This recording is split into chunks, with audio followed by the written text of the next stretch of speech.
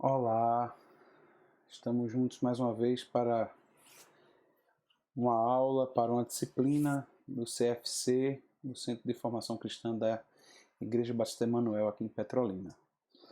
Dessa vez eu, professor Romildo, trarei para vocês a disciplina Vida em Louvor, que é uma disciplina do módulo vermelho, vermelho 1. É a terceira disciplina. A primeira é Cristologia e Defesa da Fé, a segunda é Sexualidade Pura, designada por Deus, e a terceira Vida em Louvor. A disciplina Vida em Louvor, ela tem 5 aulas. A primeira delas será a de hoje, conceitos de culto, louvor e adoração. A segunda, adoração bíblica, é a parte mais teológica. A terceira, perigos na adoração.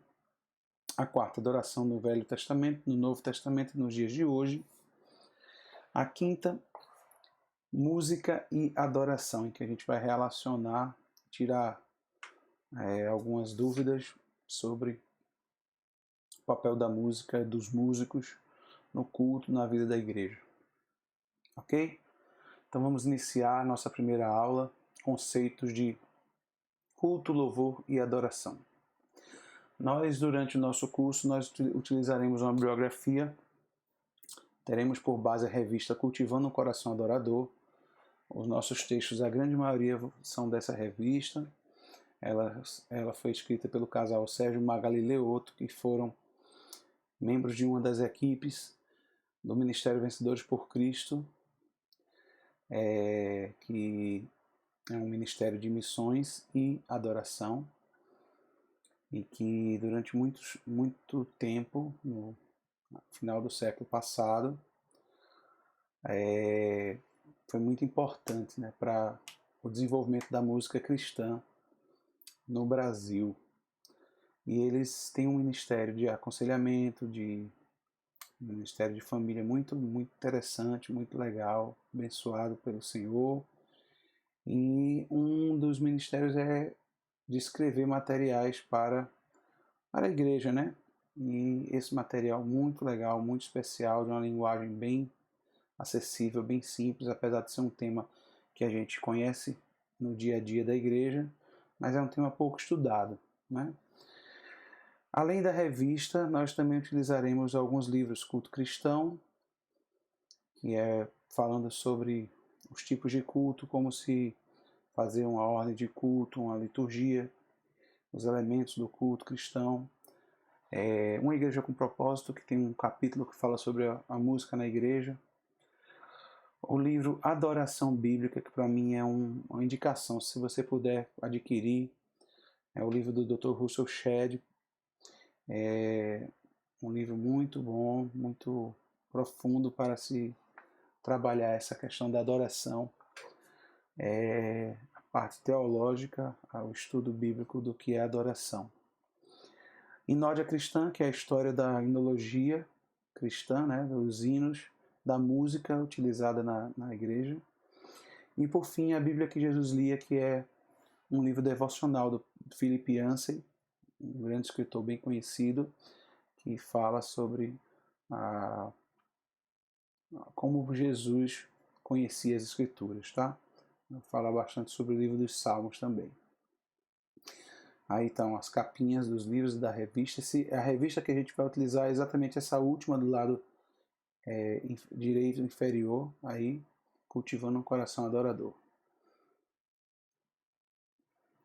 Então vamos lá. Começando a nossa disciplina, a gente vai ter essa primeira aula, duas partes. A primeira delas, Deus procura adoradores. Está baseado lá naquele texto de João 4, do encontro de Jesus com a mulher samaritana, que é muito utilizado para se falar de adoração, tá? Então, estudar sobre louvor e adoração requer que entendamos o porquê de nos reunirmos e de existirmos como igreja. Então, a gente vai para a igreja, a gente se arruma, a gente se organiza, separa aquele momento nos domingos ou em outros dias da semana e a gente vai para a igreja. Mas o que é que nos leva a irmos para a igreja, nos reunirmos como corpo ali, naquele lugar, naquele ambiente? qual a motivação que nos leva a isso? Nos dias atuais, tem sido muito importante o papel do ministério de louvor nas reuniões religiosas.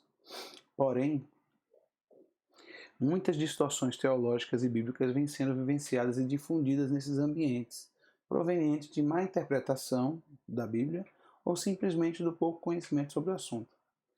Então, o ministério de louvor, ele tem estado num lugar de muito destaque. Na realidade, a música sempre teve um destaque muito grande no culto cristão. Mas hoje em dia, se você vai para um lugar onde não tem um grupo de louvor com uma boa qualidade, com bons cantores, com bons instrumentistas, muitos já observam isso e já não gostam tanto de estar naquele ambiente, enfim. Por quê? Porque a música tem tomado uma posição dentro da vida da igreja que pode ser muito perigosa, tá? Se não for trabalhada de uma forma boa, correta, bíblica. Então há muitas distorções nas músicas, nos cânticos, nas letras. Muitas vezes o ensino ele é dado mais pela música, pela letra da música, do que propriamente dito pela palavra de Deus. Infelizmente tem acontecido de muitas igrejas até se dividirem por conta de ministérios de música, né? Assim, ministérios de louvor, de bandas e tudo mais. Então é um assunto bem delicado para a gente tratar e é muito importante que a gente, como igreja, aqui a Igreja Batista Emanuel, a gente possa então desenvolver esta reflexão, este pensamento, tá bom? Então essa é a intenção da disciplina. Por que nos reunimos?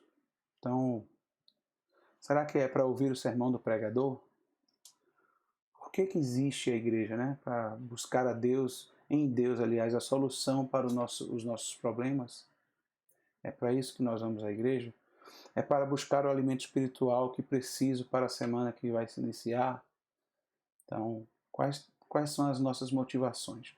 Com certeza essas perguntas aí, ou essas respostas de algumas pessoas, pode ser que você vá para a igreja para alguma dessas possibilidades aí, né? São respostas legítimas, natural, isso pode acontecer, essa pode ser a sua visão, mas será que alguma delas é o objetivo principal de nossas reuniões? Será que é realmente para isso que a igreja existe? Geralmente esse tipo de resposta se dá pela falta de conhecimento da palavra. A gente pode ter essas três respostas aí, ou outras também, mas a gente acha que o nosso objetivo de estarmos na igreja, lógico, ouvir o sermão é muito importante, a gente escuta o que Deus tem para nós, buscar a Deus, em Deus a solução para os nossos problemas, lógico, nós buscamos, nós somos seres humanos, passamos por necessidades, e nós também queremos nos alimentar para enfrentar a vida, tudo isso é correto. Mas esse é o principal. Então, nós cremos que fomos criados para louvar e engrandecer a Deus. Então, vamos começar a responder essa pergunta, né? Lá em Efésios, capítulo 1, diz assim: com o fim de sermos para o louvor da sua glória, nós os que primeiro esperamos em Cristo. Em Isaías, agora no Velho Testamento, diz: a esse povo que formei para mim, o meu louvor relatarão. Então, são apenas dois textos que falam que nós fomos criados para engrandecer ao Senhor. Nós fomos formados como povo, como diz Isaías, para vivermos para Deus, para louvarmos e engrandecermos o nosso Deus. Devemos apresentar então a Deus um culto racional. Veja bem, nós estamos falando agora de um novo termo, culto. Um culto racional. O que é que vem a ser o culto racional? Nacional não, racional. Veja bem, Romanos 12:1 é o texto que a gente se baseia. Rogo-vos, pois, irmãos, pela compaixão de Deus, que apresenteis os vossos corpos em sacrifício vivo, santo e agradável a Deus, que é o vosso culto racional. Então, duas coisas. Fomos criados para louvar e engrandecer e devemos apresentar ao Senhor, então, por esta razão, um culto racional. Mais adiante, na próxima aula da próxima semana, nós vamos falar sobre esse aspecto do culto racional. Mas, então, nós vamos à igreja para receber ou para oferecer? Muitas vezes, nossa intenção ao participar dos cultos não é de apresentar-nos a Deus, mas sim de esperarmos que o Senhor se apresente a nós. Veja, a gente está falando disso ainda agora, buscar o alimento espiritual que precisam para a semana que se inicia. Então, ouvir o sermão do pregador, buscar em Deus a solução, tudo isso a gente está recebendo. São respostas válidas, legítimas, mas são de motivações. A motivação, quando a gente pensa dessa maneira, é de recebermos algo da parte do Senhor. Mas será que o nosso culto não deve ser um culto de oferecermos ao Senhor aquilo que nós temos? O segundo ponto que a gente vai abordar aqui agora é essa ideia aqui de teatro oculto. O que é que nós estamos fazendo? Como nós estamos nos reunindo? Veja bem, o filósofo dinamarquês Søren Kierkegaard, ele comparou o teatro ao culto.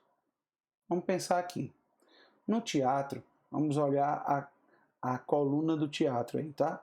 No teatro, quem é a plateia? A plateia é o público para quem está sendo dirigida a mensagem, tá? As pessoas estão sentadas lá na cadeira, no teatro, quem já foi assistir uma peça sabe, você é a plateia, você é o público para quem a mensagem da peça está sendo dirigida. Quem são os atores? Quem são os atores do teatro? São atores, são aqueles que veiculam a mensagem. Aqueles que vão transmitir a mensagem são os atores do teatro. Por fim, o suporte. Quem é que dá suporte àquela estrutura teatral? O ponto. Muitas vezes tem alguém citando, ajudando na hora de um texto. Esse chama-se ponto. Os contra-regras, aquelas pessoas que estão ali ajudando na produção. Aqueles que auxiliam a transmissão da mensagem. Então, nós temos plateia, é a que recebe a mensagem, atores, aqueles que veiculam a mensagem, transmitem, e o suporte é aqueles que auxiliam nessa transmissão. Já no culto, uma visão errada do culto seria o seguinte, que a plateia no culto é a congregação. As pessoas estão lá sentadas como se estivessem no teatro, para observar tudo que está acontecendo e receberem a mensagem do culto. Então, essa é uma visão errada. A plateia no culto não é a congregação. A gente vai ver. Os atores, quem seriam os atores nessa visão errada do culto? Seria o pastor, os músicos, o coral, aquelas pessoas que estão lá na frente para transmitir a mensagem, né? E o suporte, ou seja, através de que essas pessoas passam essa mensagem? Através de Deus. Então Deus ajuda o ministério de louvor, orienta o pastor na transmissão do sermão, da mensagem musical, dos cânticos e assim por diante. Então Deus teria um papel nesta visão de culto, o papel de dar o suporte para que o culto acontecesse. Mas na visão do filósofo cristão, é invertida essa história aí. A plateia, na realidade, é o próprio Deus. Porque nós estamos ali para oferecer ao Senhor o nosso culto. Então, quem recebe a mensagem, quem recebe a oferta, é Deus. Os atores, quem são? Quem é que oferta ao Senhor? Quem é que transmite ao Senhor a adoração e o louvor? A congregação. Então, veja como muda a coisa. E por fim, quem é que dá o suporte? Quem é que auxilia na transmissão dessa mensagem?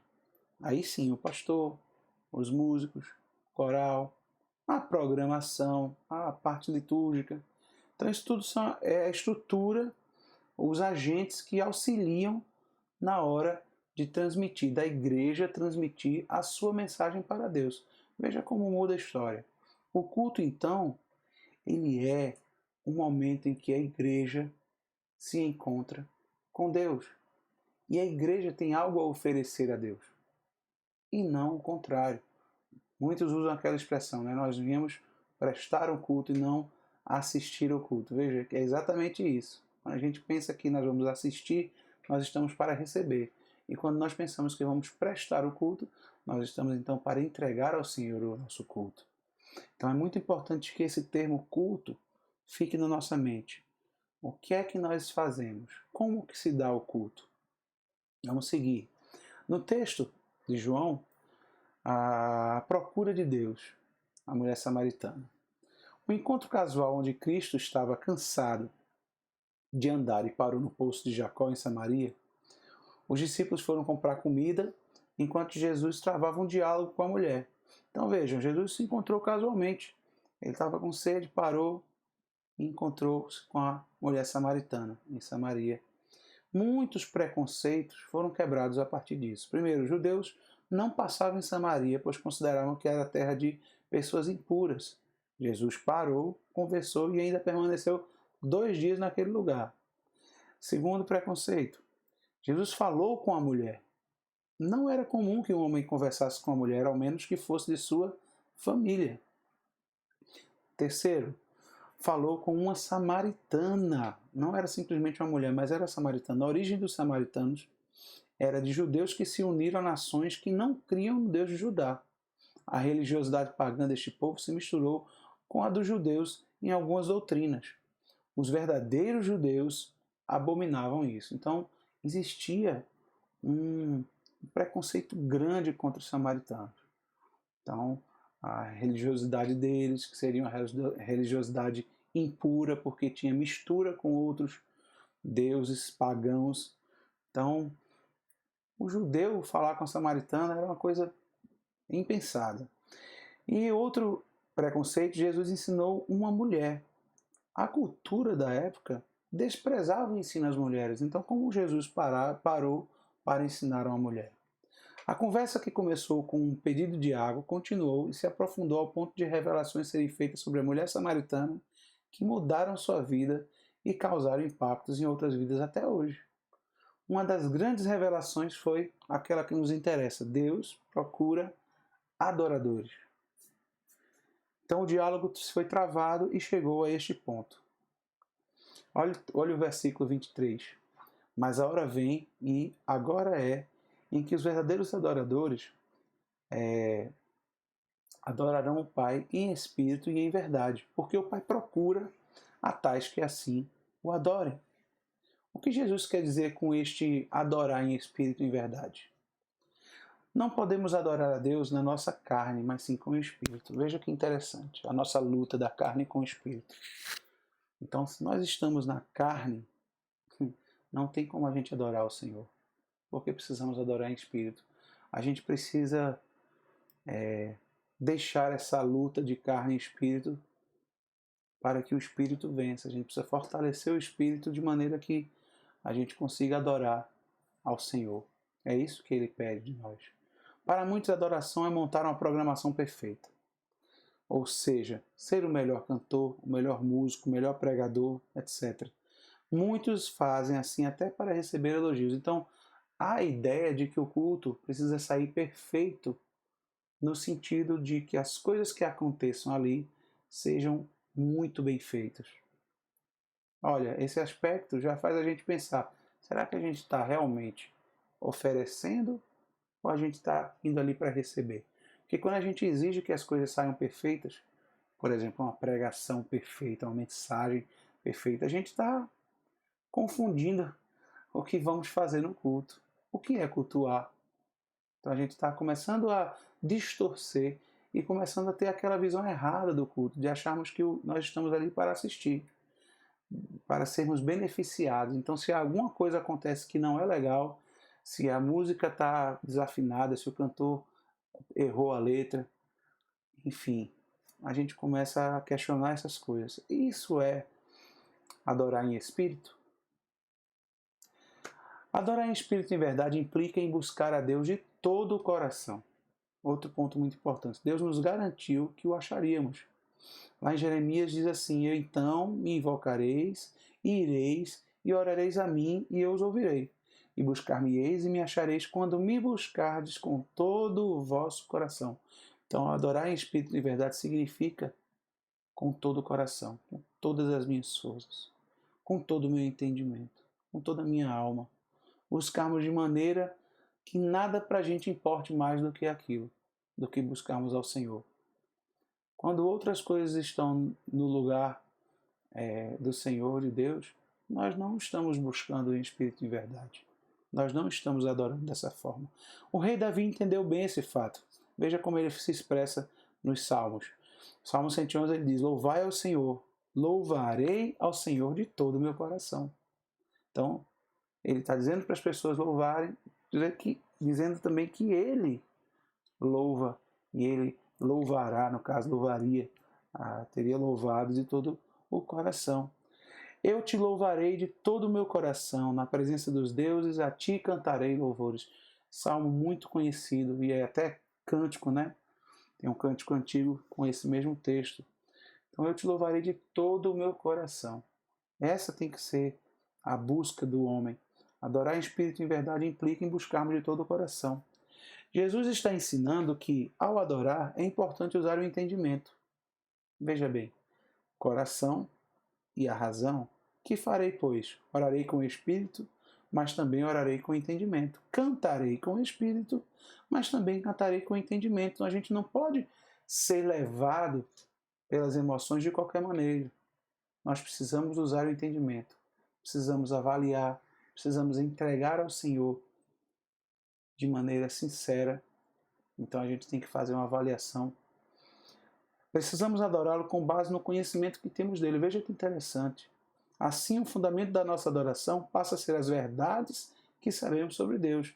Então, à medida que a gente conhece a Deus, que a gente tem experiência com Deus, nós o estamos adorando em verdade.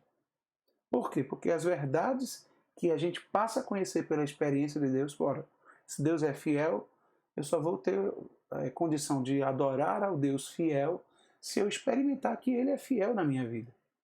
Então, as verdades que a gente conhece sobre Deus precisam ser vivenciadas para que a nossa adoração seja uma adoração verdadeira. Essa expressão significa adorá-lo conforme as verdades, princípios e normas estabelecidas em sua palavra, na Bíblia. Hoje em dia, há pessoas que parecem ter descoberto novas maneiras de adorar o Senhor. É verdade. Tem tanta gente que inventa algumas coisas por aí. A gente vê principalmente no meio do mundo gospel.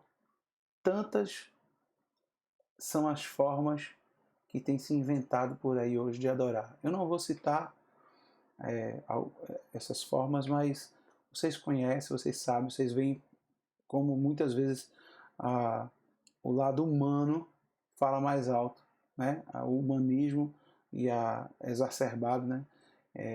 Acaba desviando o foco da adoração, do louvor, do culto, daquilo que é importante, porque pessoas têm tentado descobrir novas maneiras de adorar.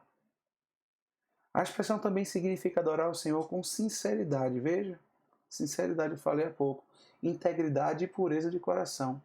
É necessário tirar nossas máscaras diante de Deus quando nos aproximamos dele. Então a gente falou já, adorar em espírito, e agora a gente está falando adorar em verdade. Verdade significa adorar com sinceridade, integridade e pureza. Quando nos aproximamos dele, devemos fazer isso com o coração puro, íntegro e sem máscaras. A verdade de nossa vida precisa manifestar-se. Para adorarmos em verdade, temos que fazê-lo através daquele que é a verdade, Jesus. E ele disse: eu sou o caminho, a verdade e a vida. Leamos também Colossenses 3,17. E quanto fizerdes, por palavras ou por obras, fazei tudo em nome do Senhor Jesus, dando por ele graças a Deus Pai. Então, quando fizerdes, por palavras ou em obras, fazei em nome de Jesus. É através de Jesus que ele é a verdade. Porque há um só mediador, um só Deus, um só mediador entre Deus e os homens, Jesus Cristo, o homem. Ou seja, é através de Jesus que nós alcançamos a Deus. Então a nossa adoração tem que ser em nome de Jesus. E aí eu vou falar de algo bem interessante. Celebração da igreja reunida em culto é a manifestação do culto externo que cada um individualmente faz coletivamente. Veja bem, quando nos reunimos, pelo fato de estarmos juntos, um culto, uma entrega coletiva. Estamos todos ali juntos no templo para entregarmos ao Senhor o nosso culto coletivo. Porém, esse culto coletivo é resultado do meu culto individual, do seu culto individual, de cada um membro da igreja. Ou seja, rituais religiosos como orações, música, leitura da palavra, testemunhos, dedicação, consagração de vida, estudo da palavra, etc., são parte das programações da igreja, que fazemos individualmente quando estamos juntos. Então, quando nós estamos no culto, nós lemos a palavra, nós oramos, nós concordamos com a oração do irmão, nós cantamos, nós damos testemunho, nós dedicamos, entregamos ao Senhor, consagramos nossas vidas. Tudo isso é um culto que eu faço, que você faz, e que o somatório disso tudo é então o culto coletivo, o culto da igreja. A esses rituais damos o nome de culto externo, ok? Culto externo, então, é o culto que nós fazemos, que nós realizamos juntos na igreja. O culto interno é, então, a nossa adoração em espírito e em verdade, aquilo que nós estávamos falando antes. Então, o individual precisa ter o seu culto sincero, em espírito e verdade. E essa é a verdadeira adoração. Quando eu chego no templo para adorar ao Senhor, aquilo é reflexo da minha adoração pessoal, individualmente, para com o meu Deus. O que fazemos reservadamente é a verdadeira adoração. Ter uma vida de adoração é a razão para a qual fomos criados. Quando procuramos viver dessa maneira, nossa vida passa a ter sentido e agradamos ao Senhor. O culto externo, então, se torna verdadeiro quando é reflexo do nosso culto interno. Então, eu preciso ter uma vida de adoração a Deus, de comunhão com Deus, de consagração a Deus, todos os momentos da minha vida, uma vida inteira. Por isso que o culto não acaba quando acontece a bênção do pastor lá no templo. O culto continua, porque é o meu culto e o seu culto. É o culto que nós fazemos reservadamente. Então isso é adoração que agrada ao Senhor. A gente adora ao Senhor individualmente e lá na igreja a gente se junta a outros que estão fazendo a mesma coisa. O que é louvar e adorar? Então vem a segunda parte da nossa aula. O que é louvar e adorar? Por isso Davi louvou ao Senhor na presença de toda a congregação e disse Davi, bendito és tu, Senhor Deus de Israel, nosso Pai, de eternidade em eternidade. Tua é, Senhor, a magnificência, o poder e a honra e a vitória e a majestade, porque teu é tudo quanto há nos céus e na terra. Teu, Senhor, é o reino, e tu te exaltaste por cabeça sobre todos. E riquezas e glória vêm de ti, vêm diante de ti, e tu dominas sobre tudo, e na tua mão há força e poder, e na tua mão está o engrandecer e o dar força a tudo. Agora, pois, ó nosso Deus, graças te damos e louvamos o nome da tua glória. E aí está o texto que nós acabamos de tomar por base para falarmos sobre o que é louvar e adorar. Existe diferença entre uma coisa e outra? Durante muito tempo, louvar e adorar eram palavras consideradas quase sinônimas no nosso meio cristão. E ainda hoje, alguns autores não veem diferenças marcantes entre os termos. Nós, porém, eu quero definir alguns termos e definir diferenças que nos ajudam a aprofundar o conhecimento nessa área da teologia. Veja bem, louvar nos dicionários de português, a gente encontra referências ao ato de elogiar, exaltar, enaltecer, glorificar, aplaudir, bendizer, expressar admiração e relatar os méritos de alguém. Então, louvar significa isso, elogiar. Todos esses termos aí. Isso é o que a gente tem no dicionário. Agora, louvor em dicionários bíblicos, percebemos que no Antigo Testamento são utilizadas as palavras hebraicas Rahal, Yadja e Zamar. Essas palavras estão associadas à alegria manifestada diante de Deus através de cantos, gestos, instrumentos, etc. Então as pessoas estão alegres diante do Senhor e louvam a Deus. Essas são as palavras utilizadas lá no hebraico. Palavras relacionadas a essa alegria, tá? a essa manifestação de alegria do homem para com Deus. No Novo Testamento, o louvor é descrito como algo muito automático na vida dos cristãos, que se deparavam com a graça e o poder transformador e purificador de Jesus, seja ao terem uma experiência de conversão ou quando vivenciavam a cura milagrosa, por exemplo. Então as pessoas se deparavam com a graça da conversão, com o poder da cura, do milagre, e automaticamente elas louvavam ao Senhor. Veja o que é que diz aqui em Lucas. E Jesus lhe disse: vê, a tua fé te salvou. Olha que coisa interessante. Essa declaração. Veja como é natural a alegria da pessoa que foi contemplada pela cura.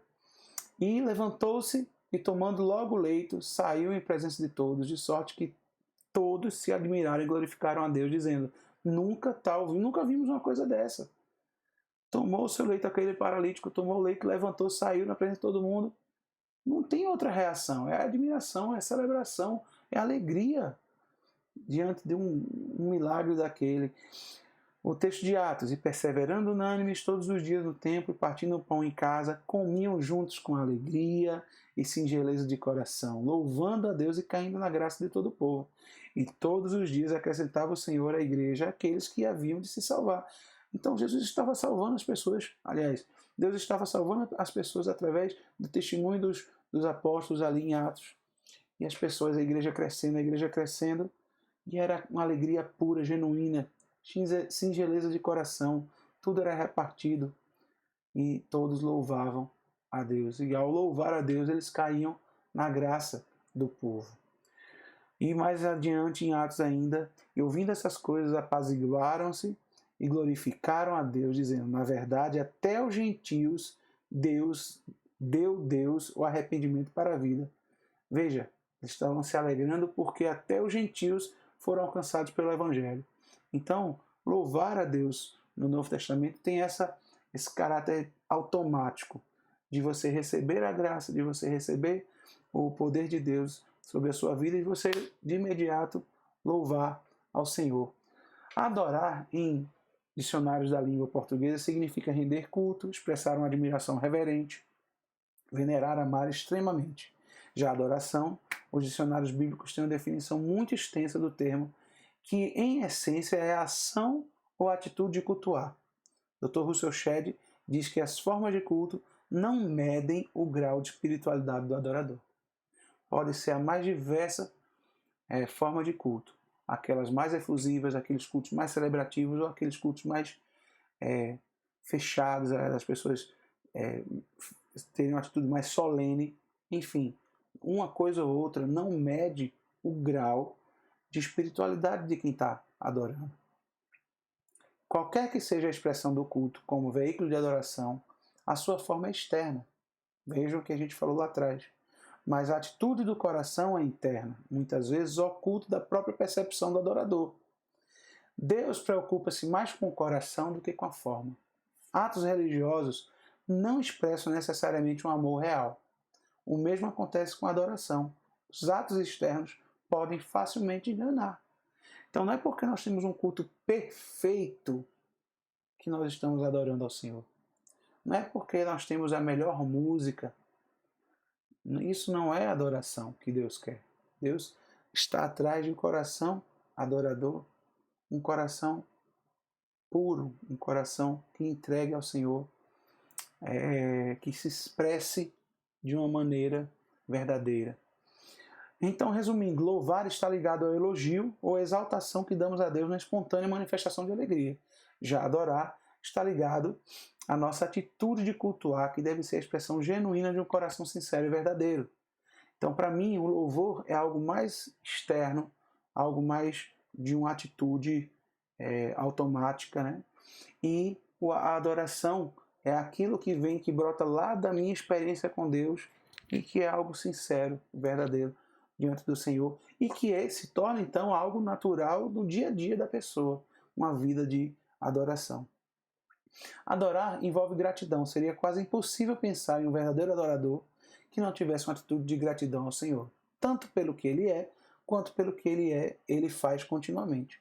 Então nós precisamos ser gratos e a adoração revela diretamente isso, a gratidão do homem. Esta gratidão é a atitude básica na vida da adoração, que foi didaticamente ensinada pelo Senhor no Antigo Testamento. Veja, Moisés orientava o povo a realizar as ofertas e os sacrifícios.